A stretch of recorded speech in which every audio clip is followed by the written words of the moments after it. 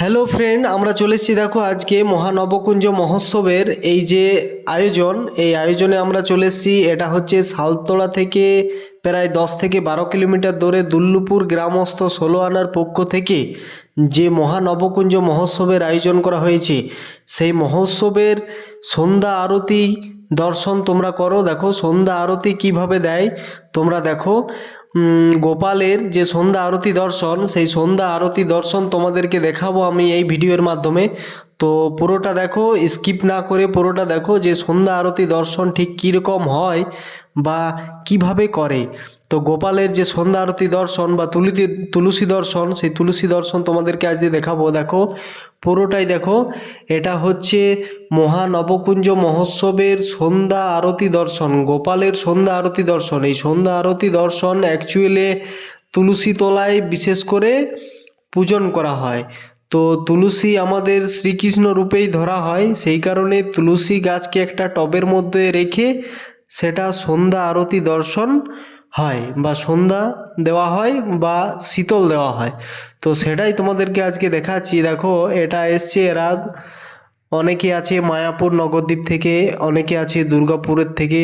তো সমস্ত যারা পণ্ডা সাধুগণ বৈষ্ণবগণ আছে তারা সবাই এসেছে এখানে এই মহোৎসবের এই সন্ধ্যা আরতি দর্শন তোমরা সবাই করো। তো দেখো কিভাবে হয় সন্ধ্যা আরতি দর্শন। তো অনেক বয়স্ক বয়স্ক মানুষ এখানে এসেছেন যারা সংসার ত্যাগ করে মায়া ছেড়ে এই সমস্ত হরে কৃষ্ণ হরে রাম, রাম রাম হরে হরে, এই কৃষ্ণ মন্ত্রে সবাই দীক্ষিতা নিয়ে এখানে এসেছে।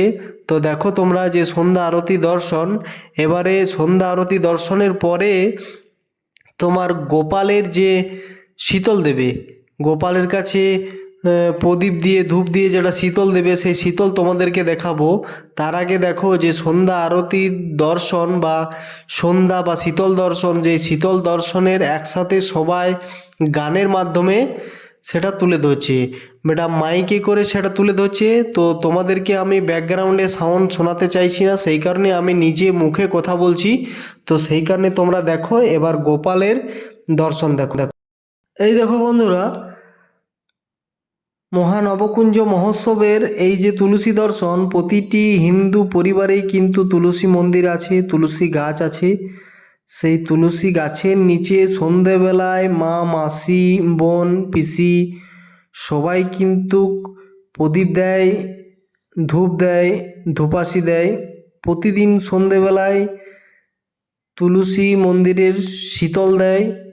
তো এটা আমাদের হিন্দু ধর্মের একটা সামাজিক নিয়ম বা রীতিনীতি।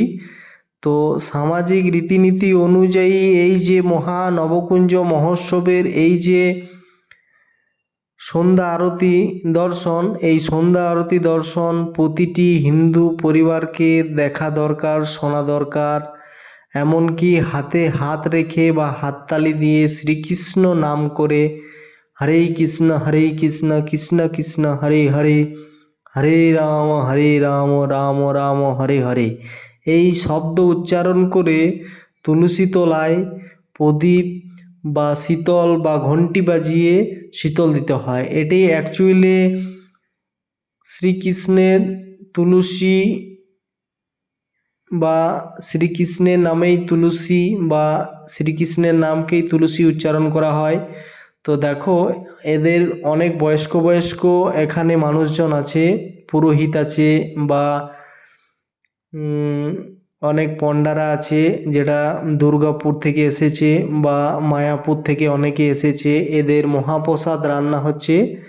এরা এখানে নৃত্যগীতির মাধ্যমে এই যে আমাদের তুলসী দর্শন বা তুলসী মন্দিরে প্রদীপ দেওয়ার সময় যেটা রীতিনীতি হিন্দু অনুযায়ী, এই দেখো গানের তালে তালে এটা শীতল দেওয়া হচ্ছে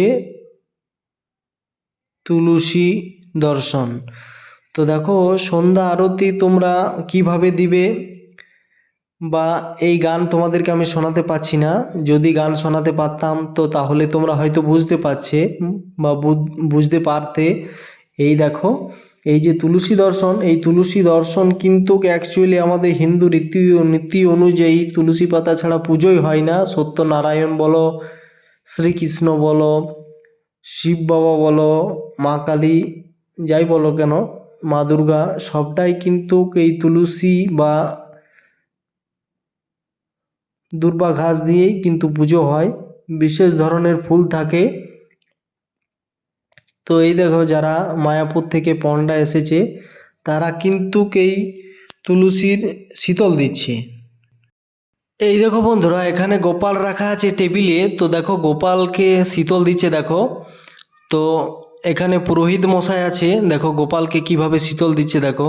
তো এই তার স্টেজ। তো স্টেজের ঠিক বাঁ দিকে কোণাতে গোপালকে টেবিলের ওপরে রাখা আছে, তাতে ফুলের মালা দেওয়া আছে, সমস্ত ধরনের প্রসাদ দেওয়া আছে। গোপালকে এখানে শীতল দিচ্ছে দেখো সমস্ত ধরনের প্রসাদ লাগিয়ে। তো ফুল পুষ্প সব ধরনেরই এখানে আনা আছে, বিভিন্ন ধরনের ফুল আনা আছে।